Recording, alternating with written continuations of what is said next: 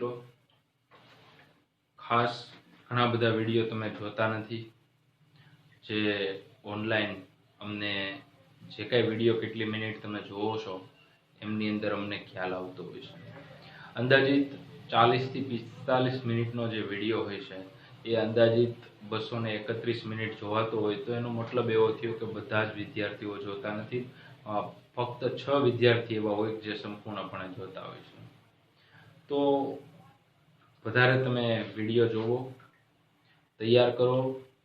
પેલા એટલે માટે જ મેં ટેક્સ્ટ બુકનું ખાલી કરાવું છું, કેમ કે ટેક્સ્ટ બુકનું હજી ભેગું તમારાથી નથી થતું તો ઉપરના જે નીટનું લેવલનું તમે કઈ રીતના કરશો। તો ખાસ સૂચના છે તમને કે તમે ખૂબ જ આ બધું જોવો અને તૈયાર કરો। એટલે ખાસ તમે જોવો, ટેક્સ્ટ बुक पहला तैयार करो, केम के 90 प्रश्नों में मारा 10 वर्षना अनुभव प्रमाण मने सौथी छेल्ला 5 वर्षथी तो हूँ क्लासीस आपड़ा काम करीए छीए। एमां सौथी वधारे मैं बात करी छे जूना विद्यार्थीओ पण तो एमने पण तमे पूछी शको छो के जे वात करीने जे प्रश्ननुं कीधुं छे ए प्रमाणे थतुं होय छे अने एटला प्रमाणे पण मार्क आवता होय छे। तमारी साथे तमे पण भणी गया छो गुजरात बोर्डमां અને તમે મારી પાસે ભણીને ઘણા બધા માર્ક લઈ આવ્યા એવા વિદ્યાર્થીઓ પણ આમાં જોડાયેલા છે। તો વિશ્વાસ રાખો કે કઈ રીતના આપણે અભ્યાસ કરાવીએ અને એ પ્રમાણે મહેનત કરો જેથી તમે વધારે આગળ જઈ શકો। કેમ કે મને એવું લાગે છે કે તમે અત્યારે થોડું ઓછું સિરિયસલી લેતા હોય એવું, તો વધારે સિરિયસલી લેવા માંડો અને મહેનત કરવા માંડો। હવેના જે ચેપ્ટર છે એ जेम ह्यूमन फिजियोलॉजीना एक पॉइंट अथवा तो एक चेप्टर मांथी 2 एमसीक्यू आवता था। कुल अंदाजित 7 चेप्टर मांथी 15 जेटला प्रश्नों आवे। 15 गुण्या 4 करो एटले तमने खबर छे केटला मार्कनुं ह्यूमन फिजियोलॉजी पूछाय। एम आजे चेप्टर नंबर 2 तैयार करावुं छुं जे बोटनीनी अंदर समावेश करेलुं छे, वनस्पति शास्त्रनी अंदर समावेश करेलुं छे। तो आ चेप्टर तमे तैयार करशो तो अंदाजित माने खबर पड़े त्यां सुधी 3 एमसीक्यू आवे छे। तो हवेथी तमने आ बधा जे एमसीक्यू छे ए तमने मोकलीश जेथी तमे वधारे प्रेक्टिस करो। तमने फिनिक्सनी बुक पण आपी छे जेमनी अंदर जूना प्रश्नो पूछायेला छे, केटला पूछायेला एनी पण तमने माहिती मळशे। विद्यार्थी मित्रों, जे हवे आपणे चेप्टर भणवानुं छे एनुं नाम छे जैविक वर्गीकरण। હવે શબ્દ સમજો તો જૈવિક એટલે સજીવોનું અને વર્ગીકરણ એટલે પદ્ધતિસરનું આયોજન રીતે એમને ગોઠવણી કરવું।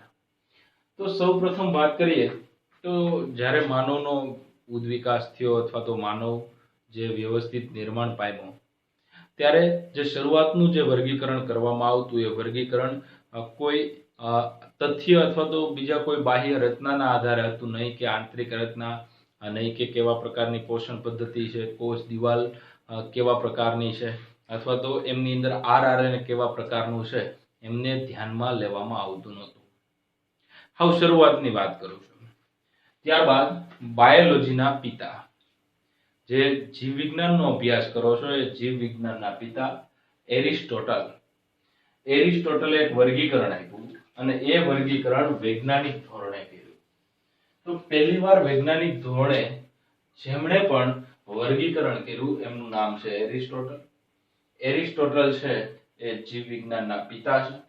एमणे बाह्याकार रचनाने ध्यानमां लीधी। बाह्याकार रचना એટલે બહારની બાજુથી ઊંચો છોડ, મધ્યમ છે, બહુ ઊંચો છે, તો આ બધી રચના છે બાહ્યાકાર એના પુષ્પનો આકાર છે આ છે તે, તો એ બધી બાહ્યાકાર રચનાના આધારે છોડ, શુપ અને વૃક્ષ નાના એના કરતા મોટા એના કરતા મોટા એવી રીતના 3 ભાગમાં વનસ્પતિને વર્ગીકૃત કર્યા। તો તમને એમ પૂછે 3 જૂથમાં अलग-अलग 3 જૂથમાં વર્ગીકૃત કરનાર અથવા બાહ્યકાર રચનાના આધારે 3 જૂથમાં વર્ગીકૃત કરનાર કોણ? તો કે એની અંદર છોડ, શુપ અને વૃક્ષ એમના જવાબ આવશે। અને બીજું એરિસ્ટોટલ નામના વૈજ્ઞાનિકે આવું કર્યું હતું। प्राणीओने आ वनस्पतिने 3 जूथमां विभाजित करी अने प्राणीओने 2 जूथमां विभाजित कर्या। एक तो लाल रुधिर वाळा अने लाल रुधिर वगरना। आम आज विभाजन छे એ પ્રાણીઓ માટે કરેલ છે અને આ જે વિભાજન છે એ વનસ્પતિ માટે કરેલ છે.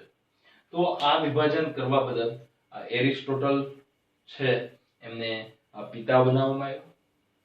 જીવ વિજ્ઞાનના પિતા પૂછે તો યાદ રાખજો કે એરિસ્ટોટલ છે. ત્યારબાદ કેરોલસ લિનિયસ આવ્યા. કેરોલસ લિનિયસે કોષ દિવાલના આધારે, કેરોલસ લિનિયસ જેમણે દ્વિનામકરણ પદ્ધતિ આપી છે. કે દ્વિનામકરણ પદ્ધતિ એટલે એવી પદ્ધતિ કે જેમની અંદર દાખલા તરીકે રાના ટાઇગ્રીના, સાયન્ટિફિક નેમ રાના ટાઇગ્રીના એટલે કે ફ્રોગ. આ જે પહેલું નામ છે એ પ્રજાતિનું હોય છે, બીજું નામ જાતિનું હોય છે. પ્રજાતિનો પહેલો અક્ષર કેપિટલ હોય છે, જાતિ ટોટલી બીજી એબીસીડી માં એટલે કે સ્મોલ લેટરમાં, નાની લિપિમાં હોય છે. પહેલું પ્રજાતિ, બીજું જાતિ, એમની પાછળ એલ લગાડવામાં આવે અને એમની બ્રેકેટમાં સામાન્ય ફ્રોગ લખવામાં આવતું હોય છે. આ જે વર્ગીકરણ પદ્ધતિ, નામકરણની પદ્ધતિ આપી એ કેરોલસ લિનિયસ છે. કેરોલસ લિનિયસ છે એમને દ્વિનામકરણ, આ જે દ્વિનામકરણ પદ્ધતિ છે એ આપણે ફોલો કરીએ છીએ. વિદ્યાર્થી મિત્રો, સૌપ્રથમ દ્વિનામકરણ પદ્ધતિ અને દ્વિસૃષ્ટિ વર્ગીકરણ જે આપનાર છે કેરોલસ લિનિયસ છે. આ જે આપ્યું છે એટલે વર્ગીકરણના પિતા છે, ફાધર ઓફ ટેક્ઝોનોમી છે. તો ફાધર ઓફ ટેક્ઝોનોમી એટલે કેરોલસ લિનિયસ. તો દ્વિસૃષ્ટિ વર્ગીકરણ, દ્વિસૃષ્ટિ એટલે બે પ્રકારની સૃષ્ટિ, એક વનસ્પતિ સૃષ્ટિ અને પ્રાણી સૃષ્ટિ. વનસ્પતિ સૃષ્ટિમાં એમણે બેક્ટેરિયા, નીલહરિત લીલ, ફૂગ, મોસ, દ્વિઅંગી, ત્રિઅંગી, અનાવૃત બીજધારી વનસ્પતિ, આવૃત બીજધારી વનસ્પતિ, આ બધાને એક સાથે મૂકવામાં આવ્યા. હવે જે કઈ વનસ્પતિ અને પ્રાણી, તમને ખબર છે જેની અંદર કોષ દિવાલ હતા એમને બધાને વનસ્પતિમાં સમાવેશ કર્યો, જેમની અંદર કોષ દિવાલ નહોતી એ બધાને પ્રાણીની અંદર સમાવેશ કર્યો. હવે હમણાં સુધી પણ આનો ઉપયોગ થતો હતો કે જે કેરોલસ લિનિયસ જે દ્વિસૃષ્ટિનું વર્ગીકરણ કરવામાં આવ્યું, જે ઘણા સમય સુધી એનો ઉપયોગ થયો. પરંતુ એમની અંદર ખામી, તો કે ત્રણ પ્રકારની ખામી આદિકોષ કેન્દ્રી સાથે સુકોષ કેન્દ્રી હતા. દાખલા તરીકે બેક્ટેરિયા છે એ આદિકોષ કેન્દ્રી છે, નીલહરિત લીલ છે પણ આદિકોષ કેન્દ્રી છે, ફૂગ, મોસ, દ્વિઅંગી, ત્રિઅંગી, અનાવૃત બીજધારી અને આવૃત બીજધારી એ બધા જ છે એટલે આ બે છે એ આદિકોષ કેન્દ્રી અને બાકીના બધા સુકોષ કેન્દ્રી, એમ બધાને ભેગા રાખ્યા હતા. એટલે પેલો પ્રશ્ન એ હતો. બીજું, એક કોષી અને બહુકોષી બે ભેગા હતા. દાખલા તરીકે બેક્ટેરિયા અને નીલહરિત લીલ છે એ એક કોષી છે અને બાકીના બધા બહુકોષી છે, ઈ બે ભેગા હતા. ત્રીજું, પ્રકાશ સંશ્લેષી, અપ્રકાશ સંશ્લેષી એટલે દાખલા તરીકે જે નીલહરિત લીલ છે, દ્વિઅંગી, ત્રિઅંગી, અનાવૃત અને આવૃત બીજધારી આ બધા પ્રકાશ સંશ્લેષણ, મોસ પણ પ્રકાશ સંશ્લેષણ કરે છે, ફૂગ પ્રકાશ સંશ્લેષણ કરતી નથી. તો ખાલી ફક્ત અને ફક્ત જે ક્રાઇટેરિયા જોયો હતો એ કોષ દિવાલના આધારે વર્ગીકરણ જોયું હતું, નહીં કે બીજા કોઈ ક્રાઇટેરિયા નથી જોયું. આદિકોષ કેન્દ્રીનું નથી જોયું, સુકોષ કેન્દ્રીનું નથી જોયું, પ્રકાશ સંશ્લેષણ કે નથી જોયું, એક કોષ છે. તો વિદ્યાર્થી મિત્રો, કહેવાનો મતલબ એ છે કે આ એની ખામી હતી એટલે લાંબા સમય માટે ઉપયોગિતા અયોગ્ય જણાય. એટલે ટોટલ અત્યાર સુધીમાં બે તમને સમજાવ્યા, એક એરિસ્ટોટલ એમનું કાર્ય અને કેરોલસ લિનિયસનું કાર્ય. હવે ત્યાર પછીની વાત કરું તો આ બધી વસ્તુ ધ્યાનમાં રાખવા. આજે ધ્યાનમાં રાખતાથી સંપૂર્ણ બાહ્યાકાર રચના, એમના સિવાય કોષની રચના, કોષ દિવાલ, પોષણનો પ્રકાર, નિવાસ સ્થાન, પ્રજનન પદ્ધતિ, ઉદ્વિકાસીય સંબંધો વગેરેની જરૂરિયાત અનુભવાય અને વર્ગીકરણ થાય એવી આશા રાખવામાં આવતી હતી. તો આજે આશા પૂરી કરનાર છે એ આરએચ વિટેકર છે. તો તમને એમ પૂછવામાં આવે બે સૃષ્ટિ આપનાર કોણ, દ્વિસૃષ્ટિ આપનાર કોણ, તો કેરોલસ લિનિયસ. વૈજ્ઞાનિક ધોરણે સૌપ્રથમવાર વર્ગીકરણ કોણે કર્યું તો એરિસ્ટોટલ, જેમણે વનસ્પતિ અને પ્રાણીઓ બંનેનું વિભાજન કર્યું. હવે આવે છે આરએચ વિટેકર. હવે આરએચ વિટેકર છે તો એમણે 1969 ની અંદર 5 સૃષ્ટિ આપી. કેટલી? તો કે 5 સૃષ્ટિ 5 કિંગડમ ક્લાસિફિકેશન છે એ આરએચ વિટેકર દ્વારા આપવામાં આવી. એમણે જોઈએ તો મોનેરા, પ્રોટિસ્ટા, ફૂગ, વનસ્પતિ અને પ્રાણી એટલે total Monera, Protista, Fungi, Monera, Protista, Fungi, plant and animal. તો MPFPA આવું શોર્ટમાં પણ તમે યાદ રાખી શકો છો. હવે જે 5 પદ્ધતિ હતી, મતલબ આ 5 સૃષ્ટિ છે, એ 5 સૃષ્ટિ ક્યાં આધારે પાડી? તો કે ઉપયોગમાં લેવાતા માપદંડો. આ માપદંડને લઈ તો કે પહેલું કોષની રચના કેવી છે, તો કે બીજું સુકાય એટલે એમના દેહનું આયોજન કેવું છે, પોષણની પદ્ધતિ કેવી છે, જે મુખ્ય હતું એ પોષણની પદ્ધતિ હતું. જે કઈ વર્ગીકરણ કે જે આરએચ વિટેકરે કર્યું હતું એ આરએચ વિટેકરે વર્ગીકરણની મુખ્ય જે ભાગ હતો એ પોષણની પદ્ધતિને ધ્યાનમાં રાખી અને વર્ગીકરણ કર્યું. પ્રજનન અને જાતિ વિકાસીય સંબંધો, ટોટલ કોષ રચના, એમના દેહનું આયોજન, શરીરનું આયોજન, પોષણની પદ્ધતિ, પ્રજનન, જાતિ વિકાસીય સંબંધો એમને ધ્યાનમાં રાખી ટોટલ 5 રીતે વિભાજન કર્યું, 5 સૃષ્ટિમાં વિભાજન કર્યું. હવે પેલું જોઈએ તો આ બધા એમના લક્ષણો છે. 1 2 3 4 અને 5 જે મુખ્ય છે એ પોષણની પદ્ધતિ છે. હવે માની લો મોનેરા એટલે કોણ? તો કે મોનેરા એટલે બેક્ટેરિયા. મોનેરા એટલે કોણ? તો કે બેક્ટેરિયા સારા પણ હોઈ શકે અને ખરાબ પણ હોઈ શકે. દાખલા તરીકે સાલ્મોનેલા ટાઇફોઇડ કરે, માઇકોબેક્ટેરિયમ ટ્યુબરક્યુલોસિસ.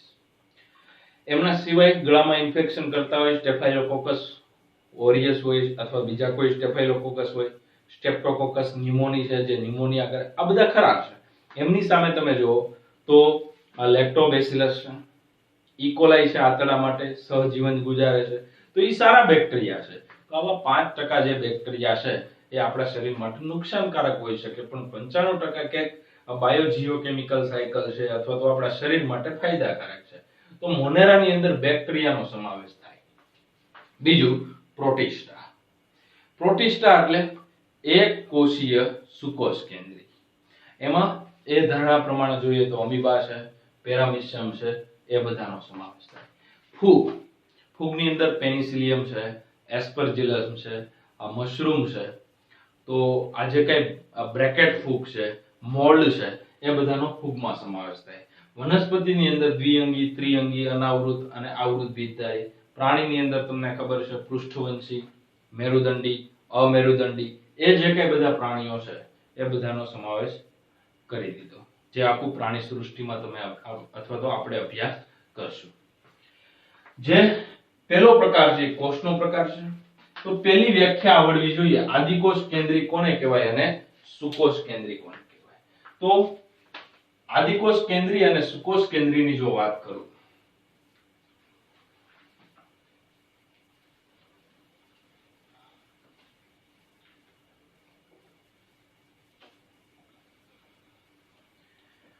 તો પહેલી વાત કરું છું આદિકોષ કેન્દ્રી. તો આદિકોષ કેન્દ્રીનો આ જે કોષ છે એમની અંદર ન્યુક્લિઓઇડ હોય છે. આ એમનું જે કોષ કેન્દ્ર છે એને ન્યુક્લિઓઇડ તરીકે ઓળખવામાં આવે છે.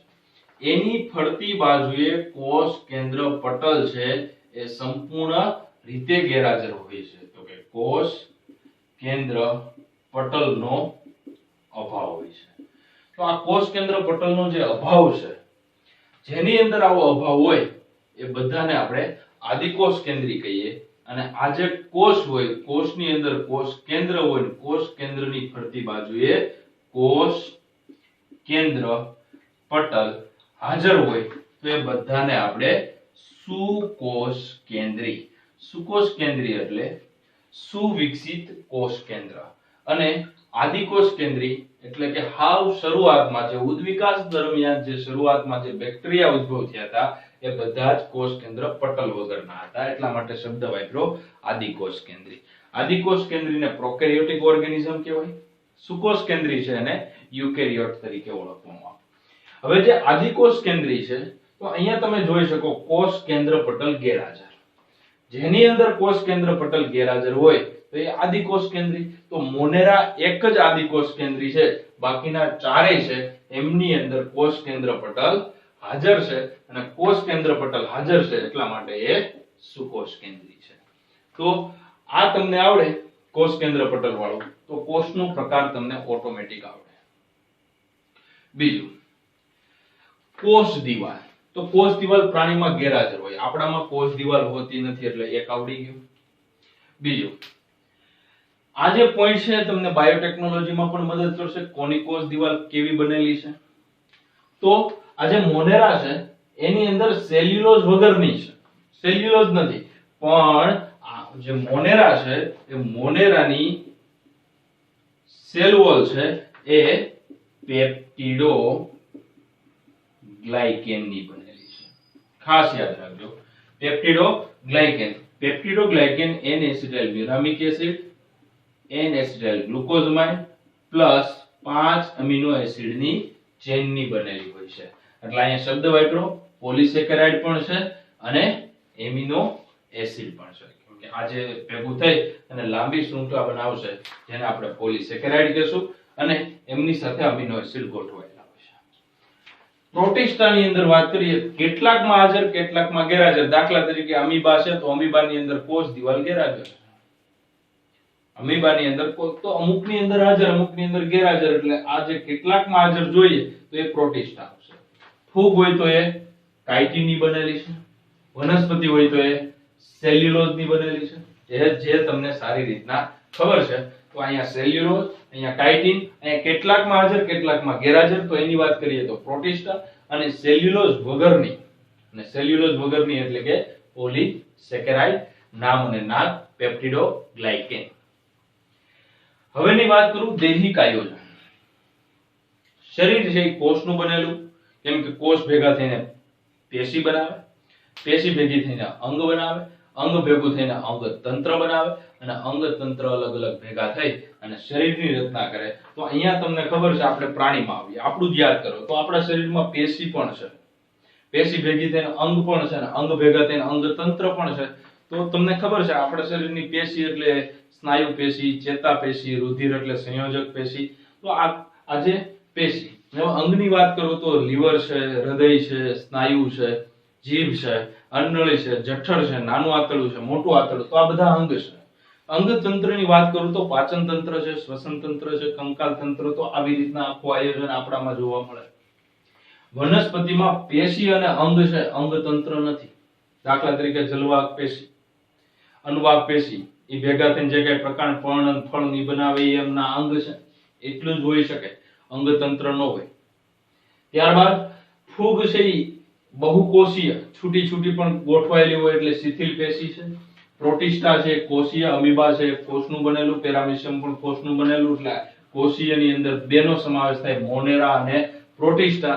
અને એક કરતા વધારે કોષોનું બનેલું છે, તેમાં ફૂગ, વનસ્પતિ અને પ્રાણીનો સમાવેશ થાય. અંગ તંત્ર ફક્ત પ્રાણીમાં જ જોવા મળે. પેશી અને અંગ છે એ પ્રાણી અને વનસ્પતિ બંનેમાં જોવા મળે. પણ આ જે ફૂગ છે એ બહુકોષીય છે અને શિથિલ પેશી તરીકેનું કામ કરે છે.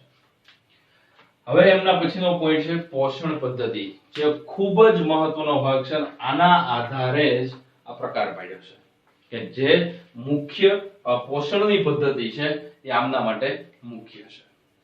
પહેલું સ્વયંપોષી, જે મોનેરા છે, મોનેરાની અંદર કોણ, તો કે કેટલાક જે બ્લુ ગ્રીન આલ્ગી છે, એ બ્લુ ગ્રીન આલ્ગીનો સમાવેશ થાય જે પ્રકાશ સંશ્લેષી છે. બીજું કેટલાક રસાયણ સંશ્લેષી, દાખલા તરીકે હમણાં જ મેં તમને એક ઉદાહરણ આપ્યું હતું પ્રકાશ સંશ્લેષણ આપણે ભણતા ત્યારે, તો જે સલ્ફર બેક્ટેરિયા છે, અથવા જે નાઇટ્રીફાઇંગ બેક્ટેરિયા આપણે ભણતા હતા, નાઇટ્રિફિકેશન, ડિનાઇટ્રિફિકેશન, એ પણ તમે ભણી ગયા હશો. એ બધા જ બેક્ટેરિયા છે એમનો સમાવેશ રસાયણ સંશ્લેષીમાં થાય. અથવા તો વિષમપોષી છે, ત્રણે બધી વસ્તુ એમની અંદર છે. જો વિષમપોષીમાંથી તમે આગળ જોશો તો મૃતોપજીવી એટલે મરી ગયેલાને ખાતા હોય એ વિઘટન કરનારાઓ, પરોપજીવી એટલે બીજા કોઈના શરીરમાં રહેતા હોય તો એ પરોપજીવી, રસાયણ સ્વયં સંશ્લેષી અથવા સ્વયંપોષી એમાં રસાયણ અને પ્રકાશ સંશ્લેષણ એમાંથી ઉર્જા પ્રાપ્ત કરતા હોય છે. તો આ બધી જ પોષણ પદ્ધતિ છે.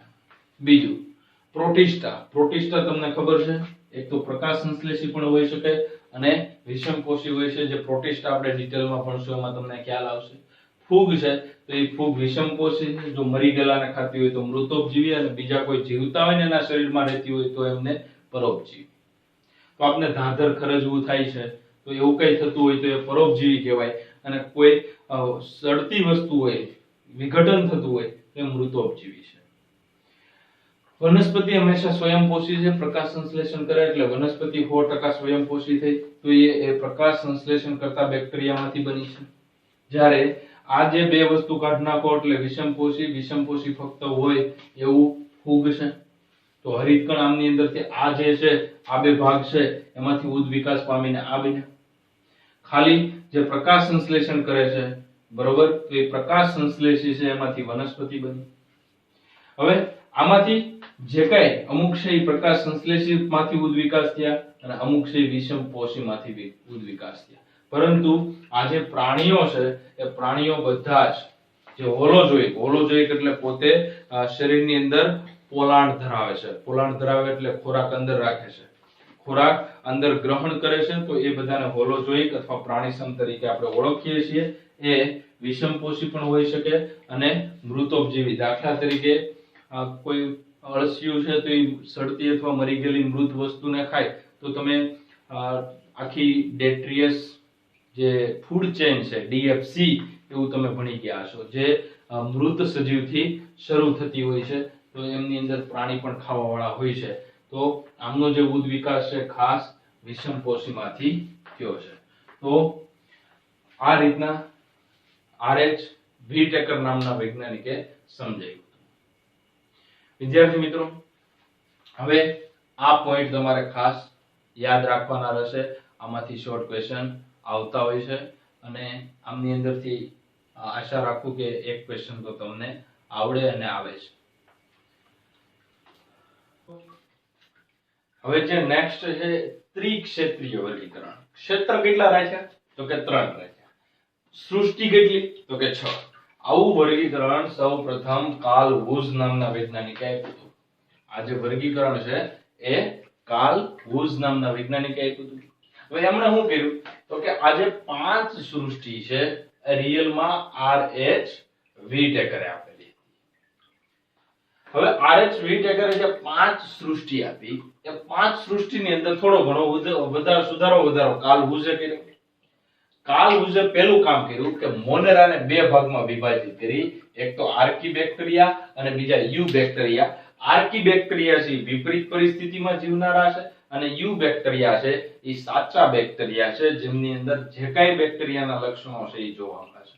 અને ઉપરના આર્કીબેક્ટેરિયા. અને આ જે પ્રોટિસ્ટા, ફૂગ, વનસ્પતિ અને પ્રાણી એ ચારેય તમે જોવો તો સુકોષ કેન્દ્રી છે. એટલે આવી રીતના આર્કીબેક્ટેરિયા, યુબેક્ટેરિયા અને યુકેરિયા આ 3 મેઇન ડોમેન છે. એટલે ડોમેન એટલે જે આપણે 3 ક્ષેત્ર કહીએ તો ક્ષેત્ર નંબર 1, ક્ષેત્ર નંબર 2 અને ક્ષેત્ર નંબર 3. આ 3 ક્ષેત્ર.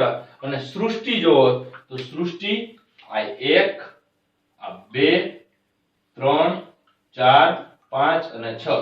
તો આ 6 સૃષ્ટિ અને 3 ક્ષેત્ર બંને એક જ છે. 3 ક્ષેત્ર આર્કિયા, યુબેક્ટેરિયા અને યુકેરિયા. જ્યારે સૃષ્ટિ તો કે આર્કી બેક્ટેરિયા, યુબેક્ટેરિયા, પ્રોટિસ્ટા, ફૂગ, વનસ્પતિ અને પ્રાણી સૃષ્ટિ. એટલે ટૂંકમાં કાર્લ વુઝે જે કાંઈ ત્રિક્ષેત્રીય વર્ગીકરણ અથવા તો 6 સૃષ્ટિનું વર્ગીકરણ કર્યું એનો મુખ્ય પાયો RH વ્હીટેકરે જે કાંઈ આપ્યો તો એ છે. હવે આગળની જે કાંઈ પહેલાની જે વર્ગીકરણ પદ્ધતિને પ્રભાવિત કરતા મુદ્દા છે એટલે ઘૂસ છે. હાવ દેશી ભાષામાં કહેવાય તો આને ઘૂસ કહેવાય. ઘૂસનો મતલબ તો કે ક્યાંક ને ક્યાંક ફેરફાર હોય થોડો. હવે આ જે ઘૂસ છે ને એ ઘૂસ તમારે ખાસ સમજવાની છે, કેમ કે આ ઘૂસ અત્યાર મુજબ છે જે પેલા હતું વર્ગીકરણ એના આધારે જોવા જઈએ તો અત્યારે જે વર્ગીકરણ કર્યું છે એ ઘૂસ લાગે. હવે વર્ગીકરણને પ્રભાવિત કરતા મુદ્દા છે એમાં પહેલાની વર્ગીકરણ પદ્ધતિ અનુસાર જે સૌપ્રથમ કોણે તો કે આપણે કેરોલસ લિનિયસ, તો કે કેરોલસ લિનિયસ નામના વૈજ્ઞાનિકે બે સૃષ્ટિ આપી હતી, એક પ્રાણી અને બીજી વનસ્પતિ. જે વનસ્પતિ સૃષ્ટિ હતી એ કોષ દિવાલ ધરાવતી હતી, પ્રાણી સૃષ્ટિ છે એ કોષ દિવાલ ધરાવતી નથી. હવે વનસ્પતિ સૃષ્ટિ છે આ બધાની અંદર વનસ્પતિ સૃષ્ટિના મેઇન સભ્યો મેં તમને લાલ અક્ષરથી દેખાડ્યા છે. એમની અંદર બેક્ટેરિયા, નીલહરિત લીલ, લીલ, ફૂગ, મોસ, દ્વિઅંગી, ત્રિઅંગી, અનાવૃત અને આવૃત બીજધારી વનસ્પતિ છે એ વનસ્પતિ સૃષ્ટિની અંદર સમાવેશ પામે છે. પણ આ બધાની લાક્ષણિકતા તો કે આની કોષ દિવાલ પેપ્ટિડોગ્લાયકેનની બનેલી, નીલહરિત લીલ એમ આ જોવા જાવ તો સેલ્યુલોઝની બને, મતલબ આ બધાની એક સમાન લાક્ષણિકતા છે કે જે કોષ દિવાલ ધરાવે છે. પરંતુ અસમાન લાક્ષણિકતા આમાં અંદરો અંદર ઘૂસ કેટલી છે, નોવયવન ભેગા રાખ્યા છે. બરોબર છે, બકરીને સિંહ ભેગા રાખ્યા, ટૂંકમાં એવું કીધું છે. એટલે ડખા થવાનું ને અંદરો અંદર. હવે એટલે આગળ જતા વર્ગીકરણમાં જે કઈ પ્રોબ્લેમ થયા તો પેલી ઘૂસ કે આપણે ભણી ગયા એ પ્રમાણે આદિકોષ કેન્દ્રીય સુકોષ કેન્દ્રીય સાથે રાખ્યા. તો આ બેક્ટેરિયા જે કેવા છે તો કે આદિકોષ કેન્દ્રીય, નીલહરિત લીલ કેવી તો કે આદિકોષ કેન્દ્રીય, બાકીના બધા કેવા સુકોષ કેન્દ્રીય. એટલે બેક્ટેરિયા અને નીલહરિત લીલ છે એ આદિકોષ કેન્દ્રીય છે અને કોષ કેન્દ્ર પટલ ધરાવતા નથી, પણ સુકોષ કેન્દ્રીય તો કે લીલ, ફૂગ, મોસ, દ્વિઅંગી, ત્રિઅંગી, આવૃત, અનાવૃત આ બધા ભેગા રાખ્યા. એટલે પેલો પ્રોબ્લેમ થયો તો કે ક્વેશ્ચન નંબર 1. બીજું, એક કોષીય અને બહુકોષીય એને પાછા ભેગા રાખ્યા. એક કોષીય અને બહુકોષીય તો આની અંદર જે ક્લેમિડોમોનાસ આવે એ એક કોષીય છે, જે સ્પાઇરોગાયરા છે એ બહુકોષીય છે. તો બીજી કોઈ એક કોષીય અને બહુકોષીય ને ભેગા રાખ્યા. બેક્ટેરિયા બીજું પણ તમે ઉદાહરણ લઈ શકો, દાખલા તરીકે બેક્ટેરિયા. બેક્ટેરિયા કેવા તો કે સિંગલ સેલ છે, પ્લસ જે કાઈ ફૂગ, મોસ, દ્વિઅંગી, અનાવૃત બીજધારી તો એ બધા મલ્ટી સેલ અથવા તો બહુકોષીય. તો બહુકોષીયની અંદર ફૂગ, મોસ, અનાવૃત, આવૃત, દ્વિઅંગી, ત્રિઅંગી આ બધા જ આવશે, એ બધા બહુકોષીય છે. એટલે ઘૂસ નંબર 2. ઘૂસ નંબર 3, સ્વયંપોષી અને વિષમપોષી બેન ભેગા રહે છે. તો કે લીલ છે એ પોતાનો ખોરાક પ્રકાશની હાજરીમાં પોતાની જાતે પ્રકાશ સંશ્લેષણની ક્રિયા દ્વારા બનાવે છે, જે પોતે હરિત દ્રવ્ય ધરાવે છે, જે આપણે ભણી ગયા. તો લીલી વનસ્પતિ એટલે એના સિવાયની જે બીજી લીલી વનસ્પતિ એની કોષ દિવાલ છે એ સેલ્યુલોઝની બનેલી છે. એટલે પહેલા તો સ્વયંપોષી છે અને વિષમપોષી છે એ ફૂગ છે, આ બેન પાછા ભેગા રાખ્યા, એક આર્ય અને બીજું આર્ય. બીજું પછી ખબર પડી કે આ જે સ્વયંપોષી છે એની કોષ દિવાલ સેલ્યુલોઝની બનેલી, આ જે વિષમપોષી છે એની કાયટીની, જેવી એવી ખબર પડી એટલે ફૂગ છે એને અલગ આખી સૃષ્ટિમાં બનાવી નાખ્યા, અલગ સૃષ્ટિમાં મૂક્યા. એટલે અહીંયા તમે જોઈ શકો છો ફૂગ એ અલગ સૃષ્ટિમાં છે. હજી આગળ વાત કરીએ, બધા આદિકોષ કેન્દ્રી છે ને મોનેરામાં મૂક્યા. હાલો એ વાત સરસ છે, એ ગળે ઉતરી ગઈ. પણ એક કોષીય સુકોષ કેન્દ્રીય હતા એ બધાને પ્રોટિસ્ટામાં મૂક્યા. એટલે અહીંયા મૂક્યા, અહીંયા બધા બેક્ટેરિયા મૂક્યા મોનેરામાં. તો બધા જે કઈ આદિકોષ કેન્દ્રીય હતા એને પછી મોનેરામાં મૂક્યા. એ વાત બરોબર છે. બધા જે એક કોષીય સુકોષ કેન્દ્રીય હતા એને પ્રોટિસ્ટામાં મૂક્યા. એટલે ત્યાં પછી ઘૂસ થઈ. તો કે ક્લેમિડોમોનાસ આપણે જે વાત કરતા હતા તો કે જે એક કોષીય સુકોષ કેન્દ્રીય હતા એ બધાને પ્રોટિસ્ટામાં. હવે એક કોષીય જે સુકોષ કેન્દ્રીય હતા એને પ્રોટિસ્ટામાં મૂક્યા. એમાં ક્લેમિડોમોનાસ અને ક્લોરેલા ઈ બે પહેલા લીલમાં હતા. શું કરવા આ લીલમાં મૂક્યા હતા તો કે કોષ દિવાલ ધરાવતા હતા. હવે તો કે રિયલમાં અત્યારે ક્લોરેલા, ક્લેમિડોમોનાસ ઈ પ્રોટિસ્ટામાં, પણ પહેલા ઈ લીલમાં મૂકવામાં આવતા હતા કારણ કે કોષ દિવાલ. એવું જ પાછું અમીબાનું, અમીબા અને પેરામિશિયમ હતા એ બંને પહેલા પ્રાણી સૃષ્ટિમાં હતા. શું કરવા તો કે કોષ દિવાલ ધરાવતા નહોતા, એટલા માટે એને પ્રાણી સૃષ્ટિમાં પછી ખબર પડી કે રિયલમાં એક કોષીય સુકોષ કેન્દ્રીય છે, એના કારણે એને ટ્રાન્સફર કર્યા પ્રોટિસ્ટામાં. એટલે રિયલમાં જે એક કોષીય સુકોષ કેન્દ્રીય પ્રોટિસ્ટા છે એમના બે કેસ છે. એક તો ક્લોરેલા અને ક્લેમિડોમોનાસ પેલા લીલમાં હતા, જે રિયલમાં પ્રોટિસ્ટામાં આવે. પછી ખબર પડી કેમ કે પેલા કોષ દિવાલ હાજર હતી એ ધ્યાનમાં લઈને ખાલી લીલમાં મૂકી દીધા હતા, અને અમીબા અને પેરામીશિયમ જે કોષ દિવાલ ધરાવતા નહોતા એટલે એને પ્રાણી સૃષ્ટિમાં મૂક્યા હતા. પછી ખબર પડી બીજા લક્ષણો જોયા. તો આ બધી વસ્તુનો અભ્યાસ તમે કરો તો એમની અંદર ફક્ત અને ફક્ત બાહ્યાકાર વિદ્યા, દેહ ધાર્મિક વિદ્યા અને પ્રજનનિક સંબંધો આ ત્રણનો જ ખ્યાલ લેવામાં આવે એવું જરૂરી નથી, અથવા તો ત્રણને ધ્યાનમાં લેવામાં આવે એવું નથી હોતું. પરંતુ એમના સિવાય જાતિ વિકાસ એટલે એકની સાથે બીજું કઈ રીતના જોડાયેલું છે એ પણ જોવું પડે, જેને આપણે ફાઇલોજેનેટિક સ્ટડી કહીએ છીએ. અને એવી જ રીતના ઉદ્વિકાસીય ઇવોલ્યુશનરી સંબંધ કે કયા સજીવમાંથી કયો સજીવ ઉત્ક્રાંતિ દરમિયાન નિર્માણ પામે છે એને આપણે ઇવોલ્યુશનરી સ્ટડી તરીકે ઓળખીએ છીએ. તો કહેવાનો મતલબ વિદ્યાર્થી મિત્રો મારો એ છે કે ફક્ત ને ફક્ત જે કાંઈ વર્ગીકરણ થાય, મોનેરા હોય, પ્રોટિસ્ટા હોય, ફૂગ હોય, વનસ્પતિ, પ્રાણી, તો આ બાહ્યકાર વિદ્યા, દેહધાર્મિક વિદ્યા કે પ્રાજનનિક જે વિદ્યા છે એનો ધ્યાન નથી લેવામાં આવતું. એમની સાથે 16S RRNA. હવે અહીંયા જે કાલહુજે રિયલમાં ત્રણ ક્ષેત્ર આપ્યા છે એ 16S RRNA અને 18S RRNA. તો આ જે RRNA છે મોલેક્યુલર ક્રોનોમીટર છે, જે એક પ્રકારના આ મોલેક્યુલર ક્રોનોમીટર છે. આનો મતલબ એવો થયો કે જો હું કોઈ બેક્ટેરિયા હોય, યુક બેક્ટેરિયા હોય કે આર્કે બેક્ટેરિયા, એમાંથી હું 16S RRNA કાઢું અથવા તો 18S RRNA કાઢું, તો આ 18S RRNA છે એમના આધારે મને એ ખ્યાલ આવશે કે બીજા કોઈ સજીવનું 18S RRNA કેટલા ટકા એમની સાથે સિમિલારિટી. જો એ સિમિલારિટી વધારે હશે તો એમની સાથે જે આ જાતિ વિકાસીય સંબંધ છે એકદમ નજીકનો હોય છે, અને બાકીનો બહુ મેચ ન થતો હોય તો જાતિ વિકાસીય સંબંધ છે એ ખૂબ દૂરનો હોય છે, એ પણ જાણી શકાય. તો અત્યારે આ મારું 18S RRNA કાઢવું અને બીજા કોઈ પ્રાણીનું 18S RRNA કાઢવામાં આવે, એ બેને મેચ કરવામાં આવે, એક માણસનું અને બીજું કોઈ પ્રાણીનું, એ બે મેચ કરો અને એમનાથી તમને વધારે ખ્યાલ આવશે કે રિયલમાં આપણાથી એ પ્રાણી કેટલું છે. તો આવી રીતના મંકી છે, ફોર એક્ઝામ્પલ ચિમ્પાન્જી છે, એમનું અને માણસનું 18S RRNA ચેક કરીએ તો એમની અંદર 98% સમાનતા છે, 2% જ ફેરફાર છે. કેમ કે મોલેક્યુલર ક્રોનોમીટર એને જ કહી શકાય કે જેમની અંદર ઉત્ક્રાંતિ દરમિયાન ખૂબ જ ઓછો ફેરફાર થયો હોય, અને એને આપણે આ ઇવોલ્યુશનરી જે ઉદ્વિકાસીય સંબંધ છે એ અને જાતિ વિકાસીય સંબંધ છે એમની સાથે આપણે જોડી શકીએ. તો આ પોઈન્ટની અંદર એટલી વસ્તુનો જ સમાવેશ થાય છે. વિદ્યાર્થી મિત્રો, હવે આપણે જે પહેલી સૃષ્ટિ છે મોનેરાનો અભ્યાસ કરવાનો છે. તો મોનેરા સૃષ્ટિ છે એમની અંદરના મુખ્ય સભ્યો છે બેક્ટેરિયા છે. બેક્ટેરિયાના નામ તમે ઘણા બધા સાંભળ્યા હશે: ઇસેરેશિયા કોલાઈ, સ્ટ્રેપ્ટોકોકસ નિમોની, હિમોફિલસ ઇન્ફ્લુએન્ઝા.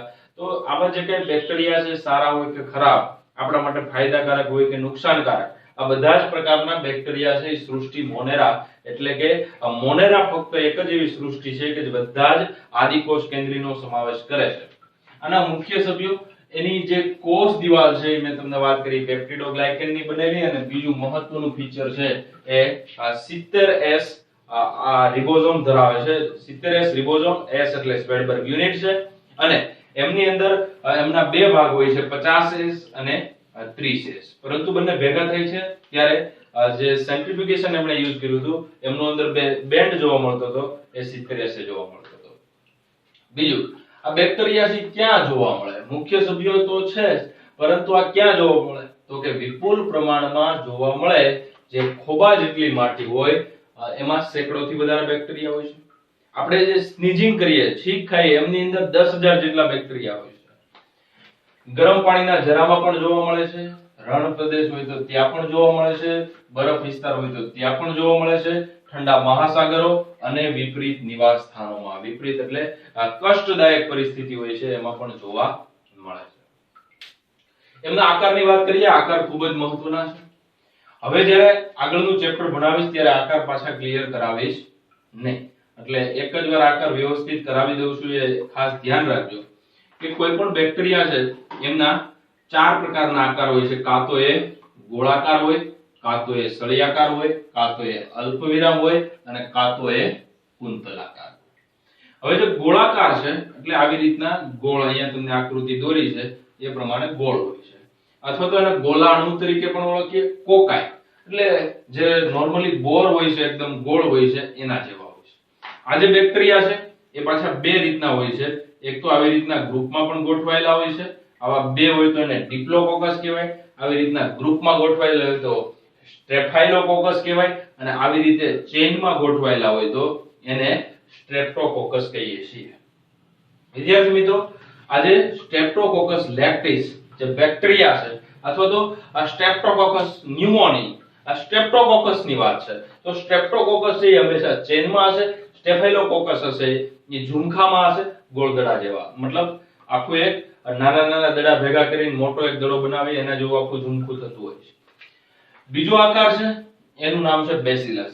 તો બેસિલસ છે એ રિયલમાં જોઈએ તો દંડ આકાર કહી શકાય. દંડ આકાર એટલે આજે માર્કર છે એની જેમ આમ લંબાયેલા છે અને ગોળાકાર છે. તો આવી રીતના જે આકારવાળા જે બેક્ટેરિયા છે એને આપણે દંડાકાર, સળિયાકાર કે બેસિલસ તરીકે ઓળખીએ છીએ. તો આ જે બેક્ટેરિયા છે આ દોરેલા છે તો એ ખાસ કરીને દંડાકારના છે. આ બેક્ટેરિયાની અંદર તમને ખબર છે તો સ્પોર જોવા મળે છે, બીજાણુ જોવા મળે છે. તો આ બેક્ટેરિયાનો જે વચ્ચેનો ભાગ છે એ એમના બીજાણુ છે, અને બીજાણુ છે એ અનુકૂળ પરિસ્થિતિ ન હોય ત્યારે બનાવતા હોય છે. તો આનું ઉદાહરણ જોઈએ તો લેક્ટોબેસિલસ. જેટલા લેક્ટોબેસિલસ છે તો અહીંયા તમે જોઈ શકો બેસિલસ શબ્દ લગાડેલો, અહીંયા કોકસ શબ્દ લગાડેલો. તો લેક્ટોબેસિલસમાં જે બેસિલસ શબ્દ લગાડ્યો છે એનો મતલબ એવો થાય છે કે એ સળિયા આકારના છે. ત્યારબાદ અલ્પવિરામ. અલ્પવિરામ એટલે કે આવી રીતના કોમા છે. તો આ જે કોમા શેપ છે જેને સામાન્ય રીતે આપણે વિબ્રિયો. તો અહીંથી આ તમે જોવો તો આમ કોમા થયો, અહીંથી આમ જોવો તો કોમા થયો, અહીંથી આમ જોવો તો કોમા, અહીંથી આમ જોવો તો કોમા, કોમા. તો અલ્પવિરામ આકારના જે બેક્ટેરિયા છે વિબ્રિયો, આનું વેલ નોન એક્ઝામ્પલ છે વિબ્રિયો કોલેરી. તો વિબ્રિયો કોલેરી કેન કોઝ કોલેરા. તો એમનો જે આકાર છે એ અલ્પવિરામ આકાર છે. એવી જ રીતના અમુક બેક્ટેરિયા હોય છે કુંતલાકાર હોય છે. કુંતલાકાર એટલે કે કુંતલ. એમની અંદર એક અથવા તો બે વળાંક હોઈ શકે છે અથવા તો એક પણ વળાંક હોઈ શકે છે. તો મિનિમમ 1-2 વળાંક દર્શાવતા હોય છે. અને અહીંયા જે છેડા ઉપર તમને દેખાય એમની કશા છે. તો આવા જે સ્પાઇરિલમ જે સર્પાકાર, બીજા ભાષામાં કહીએ તો આમને સર્પાકાર બેક્ટેરિયા તરીકે પણ ઓળખવામાં આવે છે. તો આવા બેક્ટેરિયા છે સ્પાઇરિલમ વોલ્યુટન્સ એ કુંતલાકાર બેક્ટેરિયા છે, એમનું ઉદાહરણ છે. આ જે કશા ધરાવે છે એ કશાઓના કારણે એ હલનચલન કરી શકે, એક જગ્યાએથી બીજી જગ્યાએ જઈ શકે. તો કશાના કારણે મૂવમેન્ટ કરી શકે છે. આપણા દાંતની વચ્ચે જે સ્પાઇરોકિડ છે એમનો આકાર પણ કુંતલાકાર હોય છે. તો બે દાંતની વચ્ચે જે બેક્ટેરિયા જોવા મળે એમનો જે આકાર છે સ્પાઇરિલમ શેપનો હોય છે. બીજી આગળ વાત કરીએ તો જે બેક્ટેરિયા છે એ બેક્ટેરિયા ચયાપચયિક વિવિધતા અઢળક પ્રકારના છે. અઢળક પ્રકારના અલગ અલગ બેક્ટેરિયા છે. બધાની અંદર ચયાપચય અથવા દેહ ધર્મ એની વિદ્યાનો અભ્યાસ કરો તો બધાની અંદર અલગ અલગ પ્રક્રિયા જોવા મળે. એટલે એક તો પુષ્કળ માત્રામાં ચયાપચયિક વિવિધતા ધરાવે એટલે બધાના ડીએનએ માં ક્યાંક ને ક્યાંક એવો ફેરફાર છે, એવા પ્રોટીન પેદા કરે છે, એવા જનીન આવેલા છે કે જે બીજા બેક્ટેરિયામાં જોવા મળતા નથી. હવે ચયાપચયિક વિવિધતા છે એટલે વર્તણૂક એકદમ જટિલ છે. બધા રોગ નથી કરી શકતા, પણ રોગ કરી શકે છે એ આપણા માટે બહુ અઘરા છે, કારણ કે એમની જે ચયાપચયિક વિવિધતા છે ખૂબ જ અલગ પ્રકારની છે. કે એ ચયાપચયિક વિવિધતા ખૂબ ધરાવે છે, સરળ રચના છે અને ચયાપચયિક વિવિધતા છે એટલે વર્તણૂક જટિલ છે. કુલ બેક્ટેરિયા છે એમના બે પ્રકાર છે. કઈ રીતના ખોરાક જે પ્રકાશ સંશ્લેષણની ક્રિયા કરે છે એ સ્વયંપોષી છે અને રસાયણમાંથી ઊર્જા મેળવે છે ઓક્સિડેશન દ્વારા, એટીપી મુક્ત થાય છે, એ સ્વયંપોષી રસાયણ સંશ્લેષી છે. તો જે અકાર્બનિક આધારકો એટલે કે સબસ્ટન્સ, તો અકાર્બનિક સબસ્ટન્સ છે એમાંથી ખોરાકનું સંશ્લેષણ કરે છે તો એને આપણે સ્વયંપોષી કહીએ. જો એ પ્રકાશ સંશ્લેષણ દ્વારા ખોરાક કરતા હોય તો એ પ્રકાશ સંશ્લેષી, અને બીજા કોઈ રસાયણના ઓક્સિડેશન દ્વારા ઊર્જા મેળવતા હોય તો એને રસાયણ સંશ્લેષી. આ જે બેક્ટેરિયા છે એ સ્વયંપોષી છે, એને ઓટોટ્રોફ કહેવાય. હવે ઓટોટ્રોફ છે એના બે, એક તો ફોટોટ્રોફ અને બીજું કીમોટ્રોફ. તો આ જે કીમોટ્રોફ છે એનો મતલબ એવો થાય કે રસાયણ છે એમાંથી ખોરાકના સ્ત્રોત તરીકે રસાયણનો ઉપયોગ કરે છે, ઊર્જાના સ્ત્રોત તરીકે ઉપયોગ કરે છે. બીજું પરપોષી છે, મોટા ભાગના છે પરપોષી છે, અમુક જ એવા છે કે જે સ્વયંપોષી છે. તો આ બધા બેક્ટેરિયાને આપણે હીટરોટ્રોફ્સ તરીકે ઓળખીએ છીએ. તો આ જે હીટરોટ્રોફ છે એ બીજા સજીવોમાં રહેતા હોય તો આપણે એને પરોપજીવી તરીકે ઓળખીએ છીએ, અને મૃત કાર્બનિક ખોરાકને ખાતા હોય તો મૃતને ખાતા હોય તો એને મૃતોપજીવી કહેવાય, અથવા તો આ પરોપજીવી અને મૃતોપજીવી એ બંને પ્રકાર પરોપજીવીના કહી શકીએ, અથવા તો પરપોષીના કહી શકીએ. હવે આગળ વાત કરીએ, જે સૃષ્ટિ મોનેરા છે એને બે ભાગમાં કાળભુજે ડિવાઈડ કરી દી, એક તો આર્કિયા બેક્ટેરિયા અને બીજા હાચા બેક્ટેરિયા. તો પહેલો આપણે અભ્યાસ કરશું આર્કીબેક્ટેરિયા. આર્કીબેક્ટેરિયા એટલે ઓલ્ડેસ્ટ લિવિંગ ફોસિલ, જીવંત અશ્મિ, પણ જૂનામાં જૂના જીવંત અશ્મિ છે. કારણ કે અત્યારે એ જે પહેલા જોવા મળતા હતા એવા જ પ્રકારના અત્યારે પણ જોવા મળે છે. જો કોઈ મરી જાય અને જમીનમાં પડ્યા હોય, દાખલા તરીકે આપણે અહીંયા ખોદકામ કરીએ, ખોદકામ દરમિયાન 10,000 વર્ષ જૂનું કોઈ કીટક છે એમનું શરીર મળે તો એને મૃત, કેમ કે એ જો જાત જીવતી હોય તો એને જીવંત કહી શકાય, પરંતુ એ મરી ગયા હોય પછી મળે તો એને મૃત અશ્મિ તરીકે ઓળખવામાં આવે છે. હવે આજે આર્કીબેક્ટેરિયા જે વિપરીત પરિસ્થિતિમાં જીવે, વિપરીત એટલે કેવી, તો એની વાત અહીંયા કરેલી ઉદાહરણ સાથે. અને કોષ દિવાલ છે પેપ્ટિડોગ્લાયકેન ની બનેલી નથી. હાચા બેક્ટેરિયા છે એમની કોષ દિવાલ પેપ્ટિડોગ્લાયકેન ની બનેલી હોય, આની કોષ દિવાલ પેપ્ટિડોગ્લાયકેન ની બનેલી હોતી નથી. બીજું, પ્રોટીન અને સેલ્યુલોઝ વગરની હોય છે. આમના ઉદાહરણ જોઈએ તો પહેલું છે હેલોફાઇલ્સ. હેલો એટલે કે ક્લોરીન, બ્રોમિન, ફ્લોરિન, આયોડિન, આવું જે કઈ આવતું છે હેલો. હેલોફાઇલ્સ એટલે કે એવા બેક્ટેરિયા કે જે વધારે અતિશય ક્ષાર છે એમને સહન કરવાની ક્ષમતા ધરાવે. હેલો એટલે એના ઉપરથી NaCl છે અથવા બીજા કોઈ ક્ષાર છે એને સહન કરવાની ક્ષમતા ધરાવે. તો એમના ઉદાહરણમાં હેલોકોકસ અને હેલોબેક્ટેરિયમ છે એમનો સમાવેશ થાય. થર્મોફાઇલ છે અહીંયા નીચે લઈ લીધા છે. થર્મોફાઇલ, થર્મો એટલે ગરમી અથવા તાપમાન, વધારે તાપમાન સહન કરી શકે અને એસિડિક પરિસ્થિતિ, બંને જે અઘરી પરિસ્થિતિ છે, ઊંચું તાપમાન અને એસિડિક પરિસ્થિતિ બંનેને સહન કરવાની ક્ષમતા ધરાવે એવા જે બેક્ટેરિયા છે એને થર્મો એસિડોફાઇલ. એના ઉદાહરણની વાત કરીએ તો થર્મોપ્લાઝમા અને થર્મોપ્રોટિયસ નું ઉદાહરણ તરીકે ટાંકી શકાય. મિથેનોજન છે જે રિયલમાં મિથેન પેદા કરે છે, તો મિથેન પેદા કરનાર છે એ મિથેનોજન, મિથેન ખાનાર છે એ મિથેનોટ્રોપ. તો આજે બેક્ટેરિયા તમે સારી રીતના ભણી ગયા છો. બાયોગેસનું ઉત્પાદન, તો બાયોગેસના ઉત્પાદનની અંદર જે છાણ નાખવામાં આવે છે, આ જે ઢોર હોય છે એ ઢોરના અમાશયની અંદર, કે જઠર 4 ભાગમાં ડિવાઇડેડ હોય છે, એટલે એનો જે રૂમેનનો પોર્શન છે તો એ રૂમેન પોર્શનની અંદર મિથેનોજન રહેતા હોય છે જે મિથેન પેદા કરે છે, અને આપણે એમનો ઉપયોગ બાયોગેસ તરીકે કરીએ છીએ. તો વિદ્યાર્થી મિત્રો, Methanococcus and Methanobacterium are very well example of methanogen. તો મિથેનોટ્રોપ પૂછે તો મિથેનોટ્રોપ છે એ મિથેન ખાનારા છે અને મિથેનોજન એ મિથેન પેદા કરનારા છે. એમના પછી વાત કરું, એકદમ નીચા તાપમાને જે ધ્રુવીય વિસ્તાર છે, આર્કટિક અને એન્ટાર્કટિકા રિજિયન છે, એમની અંદર જે બેક્ટેરિયા રહે છે અને એ એકદમ આ નીચું તાપમાન છે એને સહન કરવાની ક્ષમતા ધરાવે છે, તો આપણે એમને સાયક્રોફાઇલ તરીકે ઓળખીએ છીએ. અને બહુ ઊંચું દબાણ, દરિયાની નીચે જે ઊંચું દબાણ હોય છે, સામાન્ય રીતે તો એક એટમોસ્ફેરિકમાં બધા બેક્ટેરિયા રહેતા હોય, પરંતુ દરિયાની નીચે રહી અને ત્યાં ઊંચા દબાણને પણ સહન કરવાની ક્ષમતા ધરાવે છે, જેને આપણે બેરોફાઇલ તરીકે ઓળખીએ છીએ. તો આજે સવિશેષ વાત હતી આર્કિયો બેક્ટેરિયાની હતી. હવે આપણે મોનેરા જે બેક્ટેરિયા છે એમના પ્રકારની વાત કરવાની છે. તો એમની અંદર મુખ્ય બે પ્રકારના બેક્ટેરિયા છે, એક તો આર્કીબેક્ટેરિયા અને જે બીજા પ્રકારના છે એ સત્ય બેક્ટેરિયા, સાચા બેક્ટેરિયા અથવા તો યુ બેક્ટેરિયા તરીકે ઓળખાય છે. હવે આ જે યુ બેક્ટેરિયા છે અથવા સત્ય બેક્ટેરિયા છે એમનું જે કાંઈ કોષ કેન્દ્ર છે એ કોષ કેન્દ્રને ન્યુક્લિયોઇડ તરીકે ઓળખવામાં આવે છે. જે 70S રિબોઝોમ ધરાવે છે એમનું ડીએનએ છે એ ખાસ કરીને ગોળાકાર હોય છે. આ ન્યુક્લિયાઇડ છે એટલે એમની અંદર જે કાંઈ ડીએનએ છે એ ગોળાકાર હોય છે. પરંતુ અમુક અપવાદ આપણે જોઈએ તો સામાન્ય રીતે આમનું જે ડીએનએ છે એ ગોળાકાર હોય છે. 70S પ્રકારના રિબોઝોમ ધરાવે છે. પેપ્ટિડોગ્લાયકેન છે એમની બનેલી કોષ દિવાલ છે, એટલે જે પેપ્ટિડોગ્લાયકેન છે એ નામ, નાગ અને 5 અમીનો એસિડ ની બનેલી છે. અને આ જે કોષ દિવાલ છે એમનું સંશ્લેષણ પેનિસિલિન જેવી એન્ટીબાયોટિક જે પેનિસિલિયમ નોટેટમ બનાવે છે અથવા તો પેનિસિલિયમ ક્રાઇસોજિનમ જેમની શોધ એલેક્ઝાન્ડર ફ્લેમિંગ નામના વૈજ્ઞાનિકે કરી હતી. હવે આમની અંદર કશા હાજર હોય છે, કશાની સંખ્યાના આધારે પણ ઘણા બધા વિભાજન થાય. એક કશા ધરાવે છે, એક બાજુ એક કશા, બંને બાજુ એક એક કશા, ફરતી બાજુ એક કશા ધરાવે છે.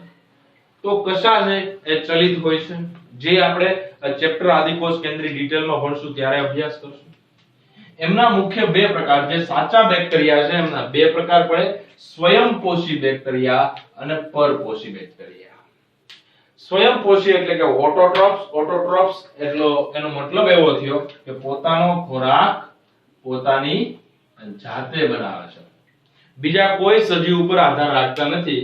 એવા જે સજીવો છે એને આપણે સ્વયંપોષી તરીકે ઓળખીએ છીએ.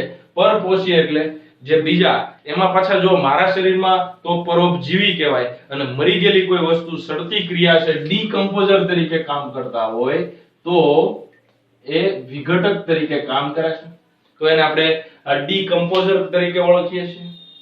તો આ બધા છે મનુષ્યની ક્રિયાવિધિ ઉપર અસર કરે છે. તો મનુષ્યની ક્રિયાવિધિ ઉપર અસર કરે છે એમની વાત આ સ્વયંપોષીનું પૂર્ણ થાય ત્યારબાદ સમજાવીશ. હવે આપણે જે સ્વયંપોષી છે, તો સ્વયંપોષી એટલે ઓટોટ્રોપ્સ.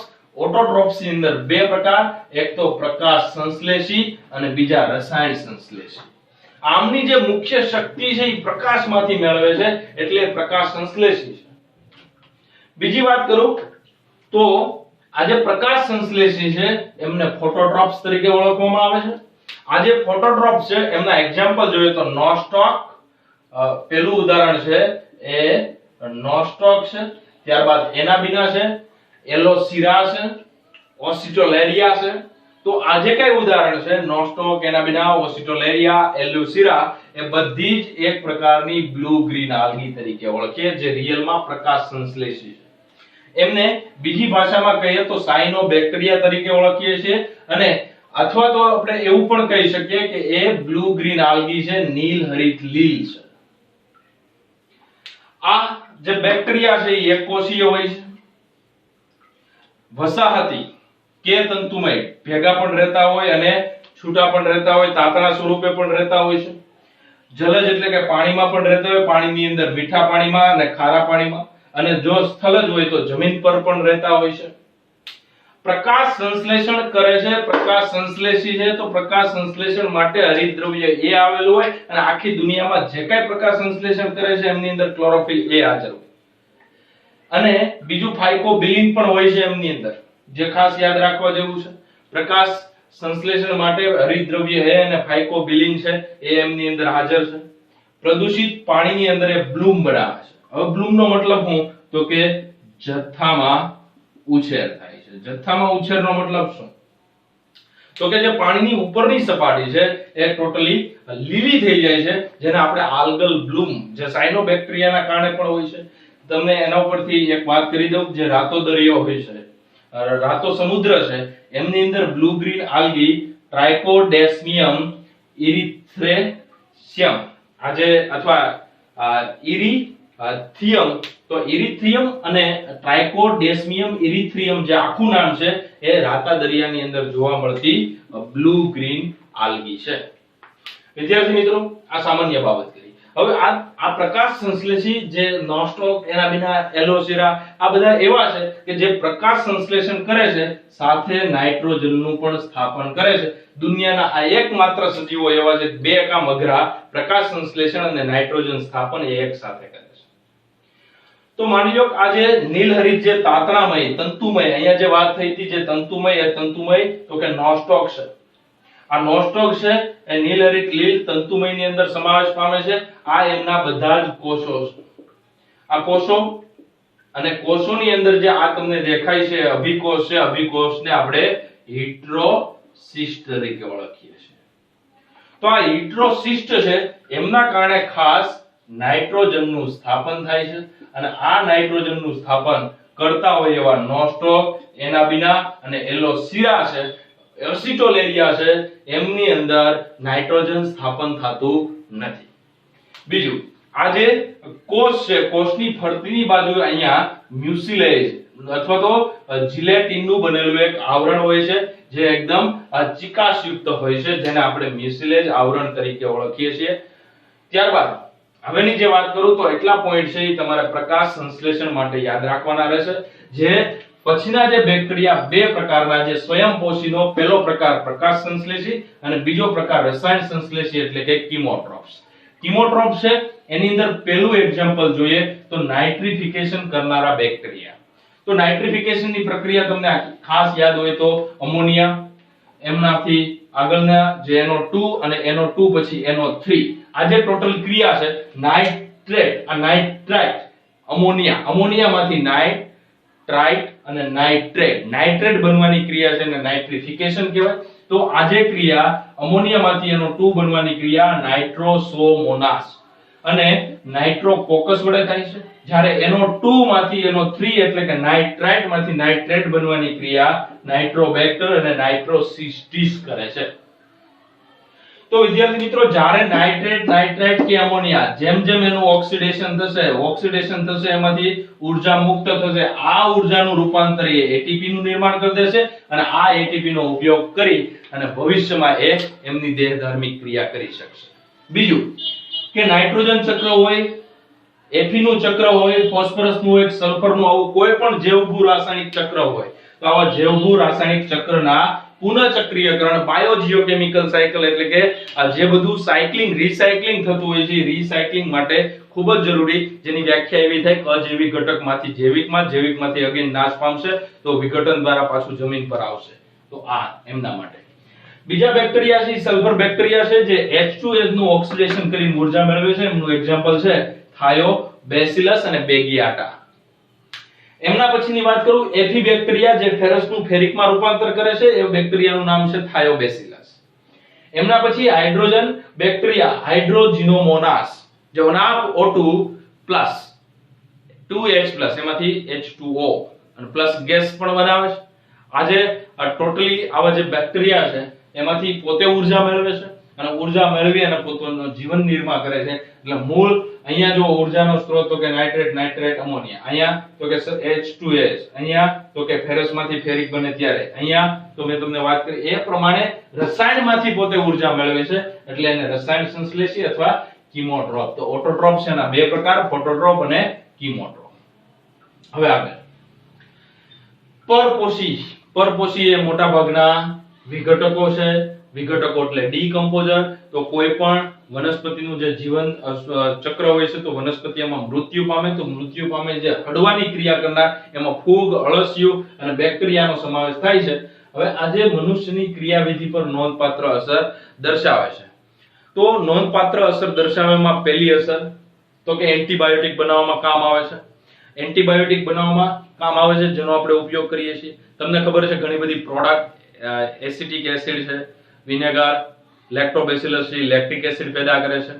તો એસિડોબેક્ટેરિયમ એસિટી હતું, એ બેક્ટેરિયા હતું અને એસિટિક એસિડ બનાવતું હતું. તો આવી કોઈ પણ નિપજ છે એ ફાયદાકારક અસર છે. એમના સિવાયની વાત કરું તો કેટલાક રોગકારકો છે. તો એ રોગ છે એ કરે છે એ ખાસ કરીને માણસની અંદર કરે છે, પાક હોય તો એમની અંદર કરે છે, અથવા તો જે ફાર્મ હોય છે એમના એનિમલ હોય છે એમની અંદર કરે છે. દાખલા તરીકે પાલતુ જે પ્રાણી છે જેને આપણે પેટ્સ તરીકે ઓળખીએ એમની અંદર પણ આવા રોગ જોવા મળે છે. તો રોગની વાત કરીએ તો રોગની અંદર કોલેરા છે એ વિબ્રિયો કોલેરી મેં તમને આજે જ વાત કરી હતી.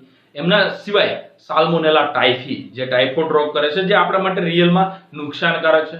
ત્યારબાદ ટીટાનસ એટલે કે ધનુર્નો જે રોગ થાય છે. કોરિનોબેક્ટેરિયમ ડિપ્થેરિયા કરે છે. ત્યારબાદ સિટ્રસ કેન્કર થાય છે, ઝેન્થોમોનાસ દ્વારા થાય છે. તો લીંબુની અંદર જે ચાઠા પડે છે, તો આવા બધા જ જાણીતા રોગ છે એ બેક્ટેરિયા દ્વારા થતા હોય છે. તમે ધોરણ 11 ની ધોરણ 12 ની અંદર જે પહેલું ચેપ્ટર ભણ્યા હતા એમાં બેક્ટેરિયા જે વિભાજન કરે છે, એ વિભાજન છે એ ખાસ કરીને દ્વિભાજનની ક્રિયા દ્વારા, ભાજનની ક્રિયા દ્વારા વિભાજન પામે છે. જ્યારે પ્રતિકૂળ પરિસ્થિતિ આવશે, ખરાબ પરિસ્થિતિનું નિર્માણ થશે, ખરાબ પરિસ્થિતિનું નિર્માણ થાય, હવે તમને એક સિમ્પલ એક્ઝામ્પલ આપું કે વરસાદ આવે છે ત્યારે તમને સારી એવી સુગંધ આવે છે. હવે સારી એવી સુગંધ આપવાનું કારણ શું? તો કે ગ્રામ પોઝિટિવ બેક્ટેરિયા, જેને આપણે એક્ટિનોમાઇસિટ તરીકે ઓળખીએ. એક્ટિનોમાઇસિટ રિયલમાં ગ્રામ પોઝિટિવ બેક્ટેરિયા છે, પણ એમનો વૃદ્ધિ છે એ ફૂગ જેવી હોય છે, એમની થોડી ઘણી બહારથી રચના છે એ ફૂગ જેવી હોય છે. આ જે બેક્ટેરિયા છે, વરસાદ આવે, થોડું એવું પાણી મળે તો એમના જે બીજાણુ હોય છે, એ બીજાણુ છે એ જીઓસ્મિન નામનું જે કેમિકલ સિક્રેટ કરે છે, અને જેમના કારણે સારી એવી સુગંધ ફેલાય છે. તો આ પ્રતિકૂળ એટલે જ્યારે વરસાદ એટલે પાણીની ભેજવાળી પરિસ્થિતિ થશે ત્યારે બીજાણુ બનાવશે. આજે બીજાણુમાંથી આખો સજીવ યોગ્ય પરિસ્થિતિ આવશે, પરંતુ જે અઘરી પરિસ્થિતિ આવશે, ખરાબ પરિસ્થિતિ હશે, ખાવાનું નહીં હોય, પાણી નહીં હોય, તો આવી પરિસ્થિતિ એટલે એવી પરિસ્થિતિને આપણે પ્રતિકૂળ પરિસ્થિતિ કહીએ. ને પ્રતિકૂળ પરિસ્થિતિમાં જે બેક્ટેરિયા છે એ બીજાણુ બનાવે છે, અને પાછી અનુકૂળ પરિસ્થિતિ અથવા સાનુકૂળ પરિસ્થિતિ નિર્માણ થશે ત્યારે એમાંથી ફરીથી જે વાનસ્પતિક કોષ કહીએ છીએ, વેજીટેટિવ સેલ કહીએ છીએ, એમનું નિર્માણ થાય છે. બીજું, આ જે બેક્ટેરિયા છે એમની પાસે એવી પણ ખાસ કરીને કેપેસિટી હોય છે. તો એ કેપેસિટી એવી છે કે એક કોષમાંથી બીજા કોષમાં ડીએનએ છે એ ટ્રાન્સફર કરી શકે છે. તો એક કોષમાંથી બીજા કોષમાં જે પ્લાઝમિડ જે વહન કરે છે, જેને આપણે કોન્જુગેશનની પ્રક્રિયા તરીકે ઓળખીએ છીએ. તો એક બેક્ટેરિયામાંથી બીજા બેક્ટેરિયા, માની લો કે આ એક બેક્ટેરિયા છે, આ એક બીજું બેક્ટેરિયા છે. આમની અંદર વિશિષ્ટ લક્ષણ માટે અજોડ સ્વરૂપે એમની અંદર પ્લાઝમિડ આવેલું હોય છે. આ પ્લાઝમિડ આ જે બીજા કોષની અંદર દાખલ કરવાની ક્રિયા, અને બંને અહીંયા વચ્ચે જોડાય છે. જે જગ્યાએથી જોડાશે એ જગ્યાએથી ડીએનએ વહન પામશે. તો આ ડીએનએ એક જગ્યાએથી બીજી જગ્યાએ જાય છે, પ્રક્રિયાને આપણે કોન્જુગેશન તરીકે ઓળખીએ છીએ. ગુજરાતીમાં એને સહયુગ્મન તરીકે પણ ઓળખીએ છીએ. ત્યારબાદ વાત કરીએ એક વધારાની, માઇકોપ્લાઝ્મા. હવે જે માઇકોપ્લાઝ્મા છે એક વિશિષ્ટ પ્રકારના બેક્ટેરિયા છે. આમના માટે આ 4 થી 5 શબ્દો તમારે બહુ સરળ રીતે યાદ રાખવાના રહેશે. માઇકોપ્લાઝ્મા. હવે માઇકોપ્લાઝ્મા છે એમના ઘણા બધા પોઈન્ટ હું તમને લખી દઉં.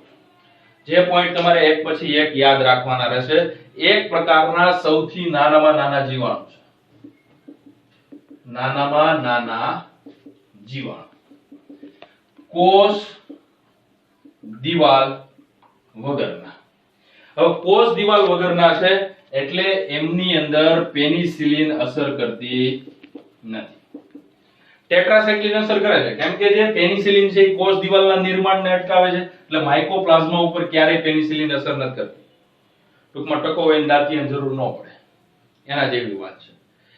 બીજી વસ્તુ, નાનામાં નાનો કોષ દિવાલ O2 વગર પણ જીવી શકે.